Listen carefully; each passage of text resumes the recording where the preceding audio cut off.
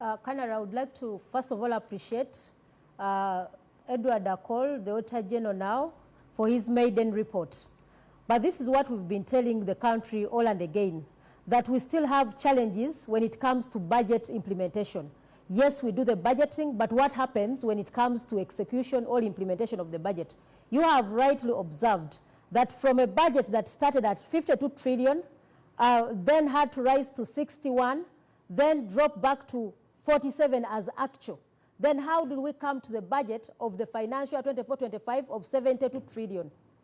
This is why, as accountability committees, we've done our work very well of ensuring that we look through the consolidated financial statements and vote 130, which spells out all the errors and areas where government has failed to execute and implement the budget. You have rightly seen that in the area of health, government failed to recruit health workers, all medical workers. That is the reason as to why we have medical equipment in hospitals, several hospitals, but they are not utilized.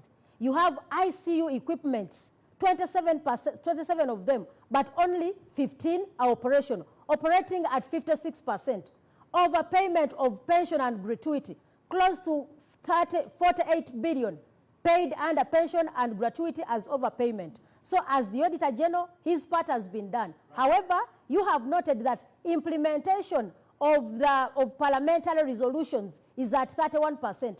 Parliament looks through these reports, through its accountability committees, but the accounting officers deliberately failed to implement parliamentary resolution. And according to the Auditor General, implementation was at 31%, which is very alarming.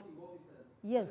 With some ministries, because several of them are lining up at Parliament asking for supplementary budgets. Now, contrary to the earlier promise by the ministries that they will never have any supplementary, and what Parliament also promised, what would explain this? Why supplementary should be, of course, asked for under certain circumstances, but that is never followed? First of all, I should inform the country that whenever you see a supplementary request or requisition, that is financial indiscipline. On several occasions, ministries, departments, and agencies have made requests for supplementary budgets, and they have failed to implement the original budgets. So it is financial indiscipline, failing to implement the original budget and bring other requests, and which do not tally with the revenue.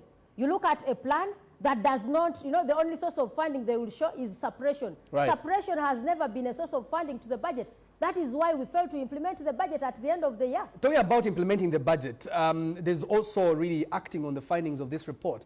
This is a new Auditor General in office. Not just that, it's any other Auditor General's report out like every year it's done. To what extent does Parliament act on the findings of this report? I know there's COSASE and all these accountability committees, but some reports are shelved, and it looks like the Auditor General spent all this money to audit government agencies and ministries for reports to be shelved after Parliament has passed resolutions. At a rate of implementation of parliamentary resolutions or recommendations at 31%, that shows that actually the executive, because the executive supervises the accounting officers, could be Parliament is now rendered useless, because we cannot spend the taxpayers' money, one, on the Auditor General to make these reports, and then to Parliament, we also spend a lot of time and taxpayers' money to make these recommendations, and at the end of the day, they are not implemented. And these have reoccurred year after year. When you look at the Treasury memorandums, for the last 5 years, there has been low implementation of the recommendations of Parliament. So one asks, you've asked, what should we do to accounting officers? Actually, this should be a tool that should be used during the budgeting process. If they cannot implement the recommendations of Parliament through its accountability committees, why should we allocate them more money? Okay. Honourable Gorreth Namugga, Member of Parliament for Maokota South, many thanks for sharing your insights on that particular story.